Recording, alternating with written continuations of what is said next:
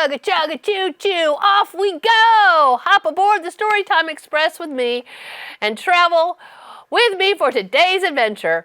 Today's theme is Valentine's Day.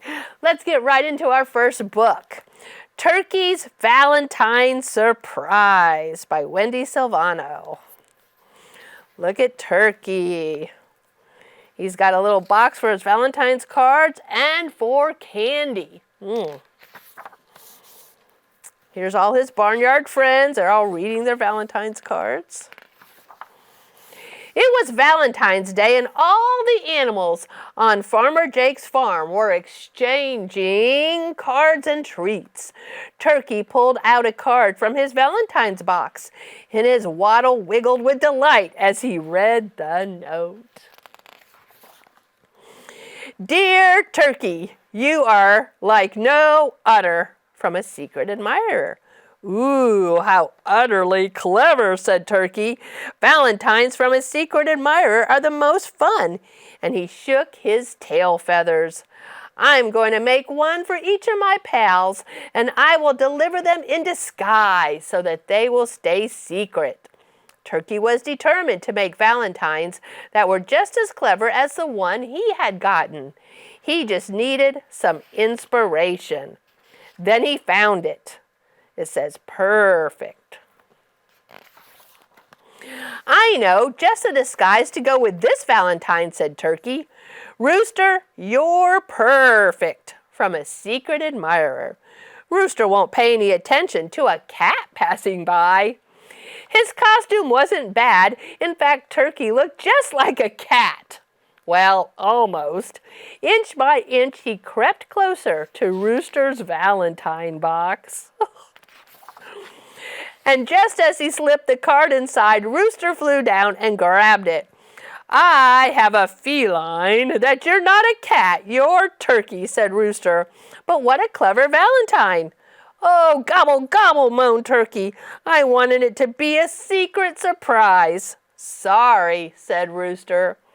Maybe I can surprise Horse, said Turkey. But I first need a new card idea. How about this, said Rooster. Perfect, said Turkey. So they're looking at their little Valentine, the little hearts. This one says, doggone delightful.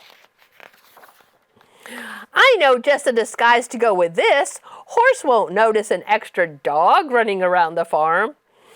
Horse, you are doggone delightful, from a secret admirer. His costume wasn't bad. In fact, Turkey looked just like a dog. Well, almost. Rooster threw the ball toward Horse's Valentine's box. Fetch! He crowed. Turkey ran on all fours the best he could. Woof, woof! He dropped the Valentine into Horse's box, grabbed the ball, and hid behind the bush to watch what would happen. Horse read the card and peeked out from behind the bush. You might as well come out, Turkey, he said. I know it's you, but thanks for the nice Valentine. Oh, gobble, gobble, groaned Turkey. I wanted it to be a secret surprise. Sorry, said the horse. Maybe I can help you to surprise somebody else. Who is next? Cow, said Turkey. Just give me a minute to find another idea. Turkey scoured the ground. This one's it, he declared. Okay, so this little candy heart says totally awesome. So his card says, Cow, you're totally awesome, from a secret admirer. He made Cow's Valentine. I know just the disguise to go with this. Cow would think nothing of seeing a toad hopping around the farm. His costume wasn't bad. In fact, Turkey looked just like a toad. Well, almost. Turkeys aren't very good hoppers, Turkey told Horse. Will you help me reach Cow's Valentine box? And just as Turkey was about to put the card in Cow's box, Horse hit a bump. Oh no! Foot thud. Cow shook his head. What's up, Turkey? Why do you look like a toad? Oh, gobble, gobble, wailed Turkey. I just wanted to give my pals a secret surprise Valentine card, but they've all been ruined. Cow read the card. It's still a wonderful Valentine, she said. How about I help you deliver sheep and pigs cards? They're both in the barn. This one says, "What a hoot! I'm telling on you, you're cool." "That would be a gobble gobble great idea," said Turkey. "An owl shouldn't have any trouble sneaking a valentine into their box. They probably won't even look up." His costume wasn't bad. In fact, Turkey looked just like an owl. Well, almost. "Sheep, you're a hoot," from a secret admirer. "Pig, I'm telling you're cool," from a secret admirer. Cow and Turkey stealthily made their way into the hayloft in the barn. Cow held tight to the rope as she lowered Turkey down bit by bit. Oh my goodness. Turkey swung left, then she swung right. He was almost there. Achoo! Oh no, he sneezed. Flump. Sheep looked over at Pig. "It is owl in my head, or did Turkey just fall from the sky?" Pig picked up the fallen valentines and gave Sheep hers. "Cool valentines, Turkey. Thank you." Turkey sighed. "Gobble, gobble, gobble, I give up. I wanted all of you to get a secret surprise valentine because you're the most fun. But all of you found out they were from me." "Your valentines were still great," said Sheep. "And so clever," said Cow. "We love them," said Pig. "Us too," said Rooster and Horse. Turkey trudged over to his box and plopped down. "Maybe next year I can surprise them." He decided to distract himself from his disappointment by reading his own valentines. Then he saw a heart that gave him one last idea. "That's it," screeched Turkey. "I've got to hurry. The Valentine's dance will start in just 2 hours. What's he doing, boys and girls? Turkey peeked into the barn. No one was there yet. He delivered his secret surprise and he hustled away unseen. "I love you all to pizzas!" from a secret admirer. And at the dance, everyone was delighted with their delicious pizza. Turkey couldn't keep from smiling. "No one will ever know it was me," he said. "This is the most clever Valentine surprise ever." Very cool. Pizza for Valentine's. That sounds yummy, right? All right, so that's our first book. Our next one is also about a barnyard animal, Mr. Goat. Mr. Goat's Valentine by Eve Bunting. Mr. Goat read the headline in Goat Times. It's Valentine's Day. He dropped his newspaper, jumped up, and got his wallet and his cell phone, and put on his bird's nest hat. "I'm off to show my first love how much she means to me," he told his cat Beatrice. "Meow," Beatrice said and yawned. On the way, Mr. Goat passed Miss Nanny's goat weed stall. "I'll have a mixed bouquet," Mr. Goat said. "Crabgrass, pig weeds, and ragweed in a nice rusty can. They are for my first love. She's fond of ragweed salad."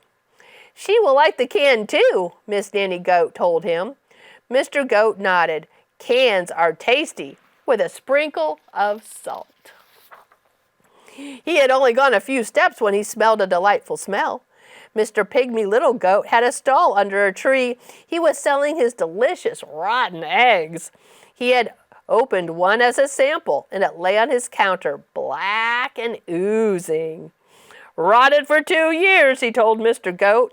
"Guaranteed foul and disgusting." Mr. Goat drooled. "I'll take 4. 2 for my first love and 2 for me. We always share." He watched as Mr. Pygmy Little Goat arranged them in a red box, and he tied the box with a pretty red ribbon. "Perfect," Mr. Goat said. "They are so ripe, I can smell them even through the shells. My first love and I will share the pretty red ribbon for dessert." He walked on, breathing in the delightful smell of rotten eggs with every step. Ugh. Miss Skunk came by with her perfume cart. She sniffed hopefully. "What is that delicious smell?" she asked. "Rotten eggs," Mr. Goat said. Miss Skunk smiled. "They smell like me. May I try one?" "Sorry," Mr. Goat wound his front legs around his egg box. "These are for my first love. It's Valentine's Day." Miss Skunk cocked her head. "Do you have a Valentine's card for her?" "No, I have presents." "Too bad. For Valentine's Day you need a card." Miss Skunk sprayed Mr. Goat. "This is for you, Mr. Goat. You smell nice. For her, nice as your eggs. Happy Valentine's Day." "Thank you, Miss Skunk." Mr. Goat sat under a tree and he thought hard. Perhaps Miss Skunk was right. "I do not have a card for my first love," he told himself, "but I will compose a song and serenade her." Aw. He's thinking. It was shady and cool under the tree, and he sat thinking, and before long he had the words to a song. "Hooray!" He straightened his bird's nest hat, and he hurried on. Soon he came to the house of his first love. "Oh," he thought, "I hope she's home. I guess I should have called first." Mr. Goat burst into song. "When I was a little kid, it didn't matter what I did. If I climbed too high and fell, you'd kiss the hurt and make it well. You have loved me from the start. I loved you with all my heart." Boys and girls, who's his first love? Have you figured it out? And the door opened, and there she was. Who is that? Happy Valentine's Day, Mother. Yep, that's your mommy is your first love, isn't it? Gave him all the presents. That was Mr. Goat's Valentine. Pretty cool story.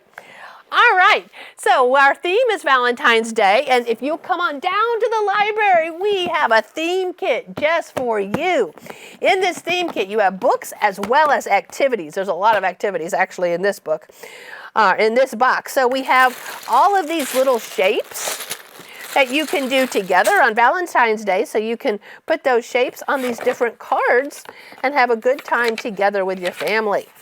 All right, let's see what else is in here. We have our Fancy Nancy Valentine's book, Pinkalicious, Minnie's Valentine's. Oh, look, you also get to play bingo. How fun is that? So the bingo cards are here, as well as all the little call pieces and the cover slips, everything you need for a family activity. Oh, look at this, Shy Little Kittens Valentine. This is soft and fuzzy. You have the construction site Valentine. This is a lift the flap. So when you open it up, you get to play peekaboo. Those are always fun books. For the little bit older kids, you've got the Juniper Jones book. Lots of Love. Oh, there was an old lady who swallowed a rose. Those are always fun stories. A Valentine's Day mix-up with Strawberry Shortcake. Splat the Cat's Funny Valentine. It's also a lift the flap book. So look, these big old flaps will just lift right up and you get to play peekaboo and see what's underneath. Valentine's Day Jitters. Oh, jokes, boys and girls, a Valentine joke book. Celebrating Valentine's Day. So this gives you lots of different activities you can do. And here's a laugh out loud Valentine's Day joke. Lift the flap. So let's see what's on the inside here. What did the butterfly say to the ladybug? What do you think is the answer? You lift the flap. You make my heart flutter. Aw, let's do one more. What did the frog wear to the Valentine's dance? What do you think he wore? Open-toed shoes. These are great jokes, boys and girls. This will be great for you to do with your family.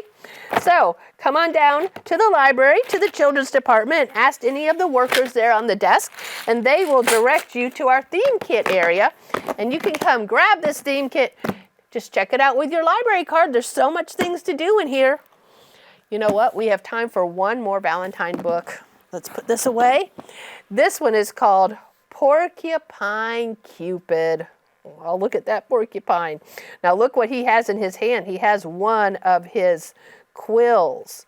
Do you think he's going to be up to some funny business here? Let's see what happens. There's Porcupine. He can see on the calendar it's February 14th. That's Valentine's Day. It's Valentine's Day, Porcupine said. Look, he made a Valentine garland, hung it all around his home.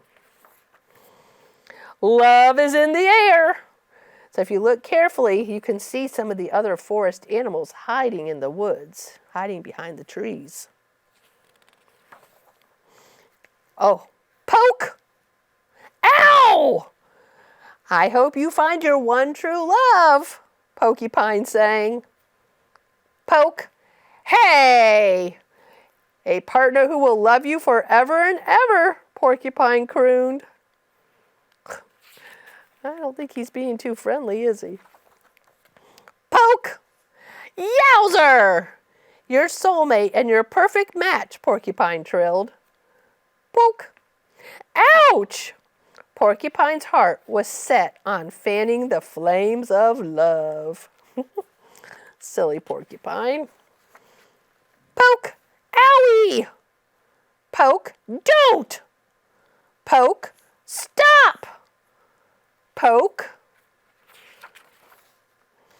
Utilizing her quills in such a way is rather bothersome. If I do say so myself, you must be stopped. Good day, sir. Well, I guess the bear's going to tell her what's what. Looks like she's thinking. Oh, she's got an idea. Oh, what's Porcupine up to now?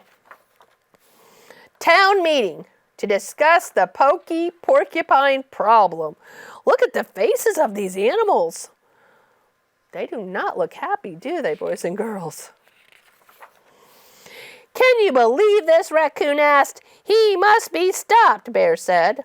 Porcupine has some nerve, Bobcat growled. He poked me on the bottom, Rabbit whispered in embarrassment.